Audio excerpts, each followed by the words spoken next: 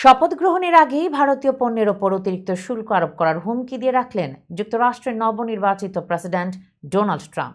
একই সঙ্গে ব্রাজিলের ওপরেও একই নীতি প্রয়োগ করবেন বলে জানিয়েছেন তিনি।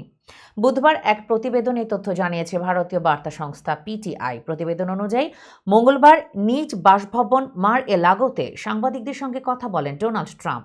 সেখানে তিনি বলেন, যদি কোনো দেশ আমাদের উপর অতিরিক্ত শুল্ক চাপায় তাহলে যুক্তরাষ্ট্র সেই দেশের পণ্যের ওপর চড়া হারে কর চাপাবে। ভারত ও ব্রাজিলের প্রসঙ্গ তুলে ধরে নবনির্বাচিত মার্কিন প্রেসিডেন্ট বলেন, তারা প্রায় সব ক্ষেত্রেই আমেরিকান পণ্যের ওপর অধিক কর চাপায়, অথচ এতদিন আমরা ওদের ওপর সেরকম কোনো কর চাপাইনি। তিনি বলেন, বাণিজ্যে স্বচ্ছতা থাকতে হবে।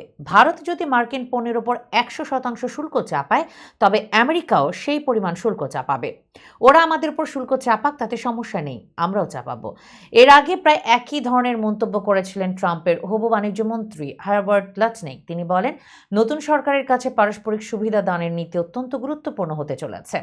আপনারা আমাদের সঙ্গে যেমন ব্যবহার করবেন, আমাদের থেকেও তেমনই ব্যবহার পাবেন, এটাই আশা করা উচিত।